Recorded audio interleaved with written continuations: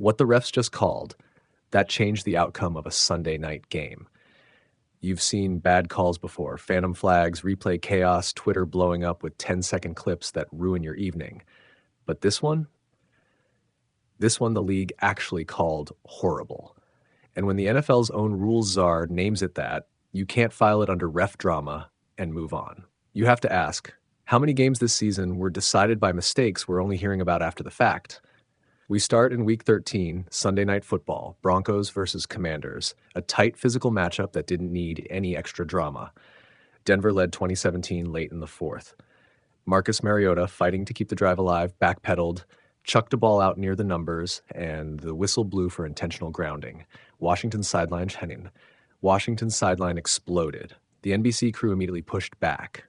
That's not intentional grounding, they said. The replay looked messy. The announcers raised their eyebrows. Fans at home were already tagging the league in a dozen angry posts. Fast forward a day, and the NFL's own rules analyst, Walt Anderson, publicly admits the call was a mistake. He called it horrible on air, not questionable, not close. Horrible. That's rare. The league almost never uses that word about its own officials. So why did it happen, and why does it matter beyond that single whistle? Here's the harsh truth. The rules are messy, and the enforcement is inconsistent. Intentional grounding is a perfect example. The rule asks three things. Was the QB in or out of the pocket? Did he throw the ball toward a receiver? Did the ball cross the line of scrimmage? Those are simple questions in theory. In the fog of a live game, they become messy judgments. And some parts, like whether a receiver is outside the numbers to make the pass legal, are impossible for replay to fix because you can't definitively measure that from TV angles. So the league is stuck between two bad choices: let human judgment rule in the moment, or rewrite the rule book and the replay manual to give officials better tools. After the Mariota call, the NFL did the first part. It owned the mistake, which is progress. But owning a mistake doesn't fix the loss, the playoff math, or the feel-bad Sunday night for fans and players. It just exposes the fragility of outcomes when human judgment becomes the deciding factor. Now let's zoom out. This isn't an isolated incident. All season, we've seen high-profile officiating dust-ups, phantom defensive holding that turns into touchdowns, no calls on clear grabs of elite pass rushers, and replay rulings that hinge on camera angles rather than the truth of what happened. Coaches and players adapt, they file protests, fans howl, and occasionally the league steps in and says, yep, we messed up. But that reactive model, admit error after it changes a scoreboard, reduces trust in the product. Sports fans accept human error as part of the spectacle, but what they don't accept is a system that treats important rules as optional or inconsistently interpretable. The NFL thrives on margin of error drama, a tipped pass, a failed fourth down, but fans want fairness, not randomness. Let's talk consequences. That grounding call changed field position and the flow of the final minutes. The Commanders lost the game in overtime. The Broncos got a win that mattered for division races and playoff seeding. Across a 17-week season, even a handful of blown calls can reshape standings, influence which coaches keep jobs, and affect millions in revenue tied to playoff matchups. When the league admits horrible, it's acknowledging that the stakes are bigger than a single flag. What can be done? There are three practical paths forward. First, clarify the rules and the replay scope. If in or out of the pocket makes or breaks a replay decision, redefine the criteria in measurable, broadcast-friendly terms. If receiver outside the numbers matters, build a standard camera angle or replay overlay that makes that visible. Rules that are subject to interpretation will always be controversial. Rules with measurable checkpoints can be enforced fairly. Second, change who watches the replay. The NFL already has centralized replay, but the trick is real-time aid. Give replay officials the power to communicate quickly with on-field crews on only those calls that are objectively reviewable. Not every ticky-tack call, but the ones that fundamentally hinge on measurable facts. Too many discretionary calls are still off-limits for replay. Expanding the list carefully could reduce horrible outcomes.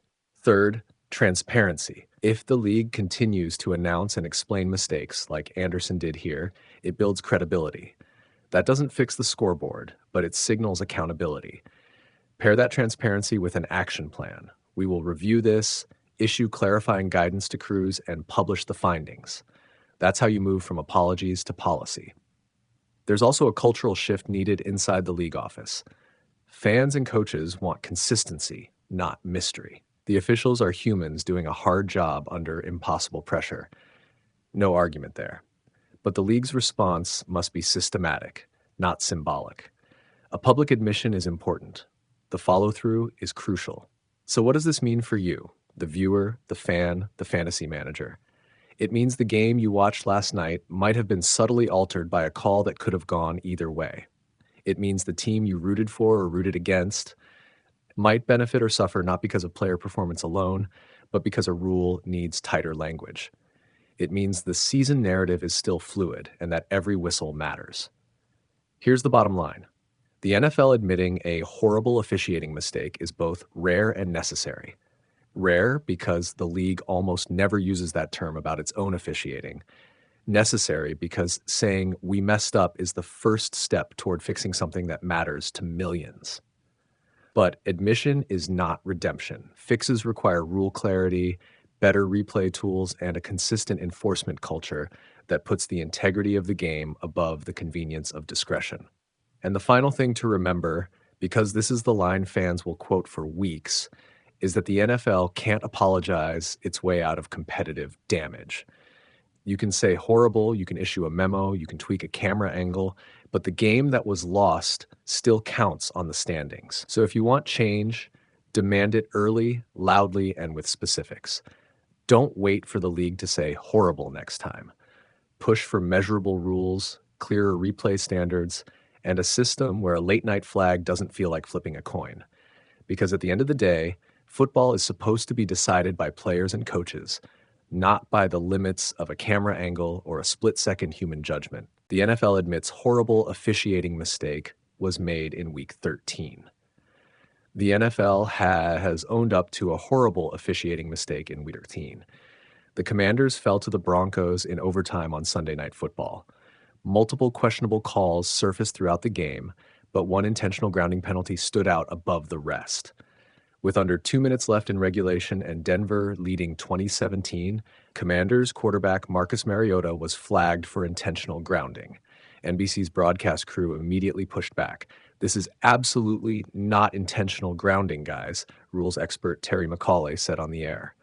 Washington went on to lose in overtime, but the league has since admitted that the penalty was incorrectly called. NFL rules official Walt Anderson admits the mistake. Walt Anderson, the league's main officiating and rules analyst, acknowledged on NFL Network that the officials got it wrong. It wasn't intentional grounding, Anderson said. There's a lot of different aspects to intentional grounding. You've got to determine first, was the quarterback in or out of the pocket? Where did he throw the football? Did it get past the line of scrimmage?